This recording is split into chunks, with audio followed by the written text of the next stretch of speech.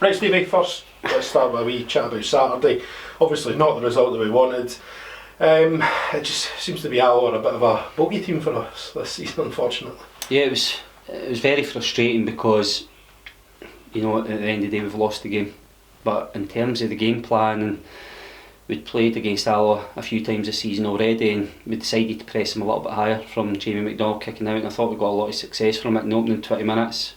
We could actually have been more ahead at that point.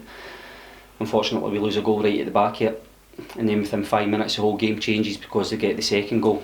They then managed to sit in and make it a little bit more difficult for us to get crosses or playing behind them, and it gave them something to hold on to. They are going to look dangerous at times on the counter-attack, but we lost probably when we lose the third goal from, it starts from a McDonald kick that we could have done better at as well.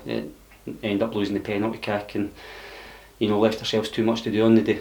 That's 3 defeats on the spin. Probably more concerningly though, it's 9 goals conceded in that time from a period before that when we seemed so tight at the back.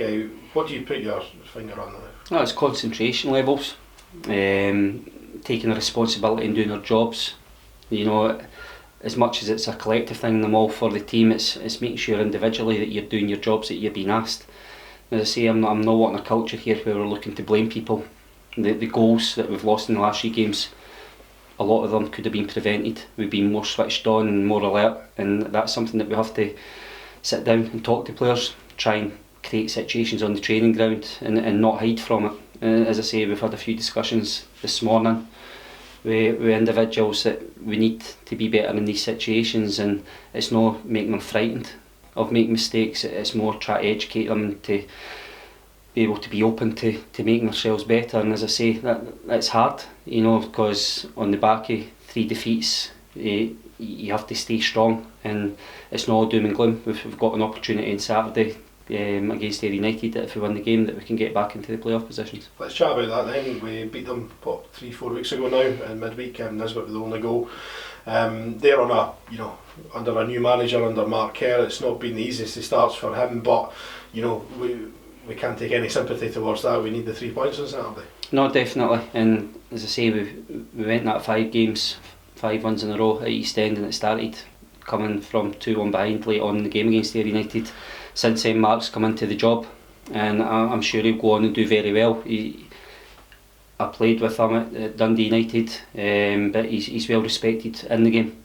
But on Saturday, we'll come head to head, and it'd be nice to get one over on him. But I know that Ayr United will be hurting from some of the results that they've had recently as well, so they're a good side that will cause us problems on the day, but equally we've got to get back that confidence that allowed us to go on that run not so long ago to win games of football, and we'll get an opportunity to do that on Saturday.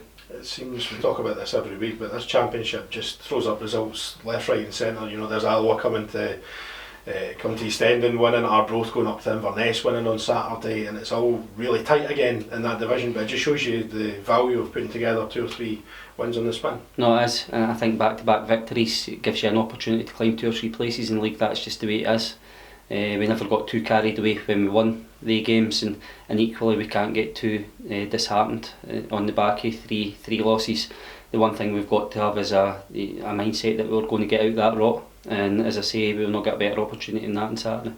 Injury news ahead of the weekend, how are we looking? Yeah, Tom Beadlin, he missed training again this morning, but hopefully later on the week we'll see that he'll be fit for selection. Danny Devine took a knock last Friday, hence the reason for him missing out at the weekend, so I think Danny will be fine. Hugh Murray and Tom Lang have played a bounce game, so they're closer to contention. I know Tom's been on the bench the last few games, but probably more due to the circumstances of where we're at with a few injuries, but they've come through a bounce game fine, so fingers crossed, all looking good for the weekend. Is there any news on Greg Hilty and Harry Cochrane and Andy McDonald, who obviously managerial changes at their parent club? Is there any update on that? Yeah, the fact is I'll be chasing these clubs up now this week. Obviously we're going into the new year now, and we've got to make sure where we stand on that one, and we don't get caught cold with that.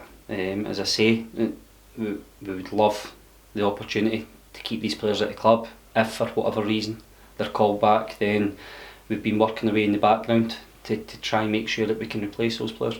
And finally, that was going to be my last question. We've reached almost the transfer window already. I'm guessing you'll be looking to strengthen in some areas. Is there any irons in the fire you can tell us about? No, I think what's important is whatever the window throws at you. You know, it can start in-house. Maybe, you know, somebody could end up coming to me and saying that they don't want to be at the club any longer, and I've always said that I want to be transparent. If they're not happy here, then, you know, if we think it's right that we move a player on, then so be it, you know. But as I'm led to believe, there's no any unhappy players at the club. Likewise, we've got to just make sure that we're doing our job and keeping our ear to the ground and seeing if any players become available that are going to help strengthen us. If that opportunity arises and, you know, we feel they're in a position to add to the squad, then we will do so.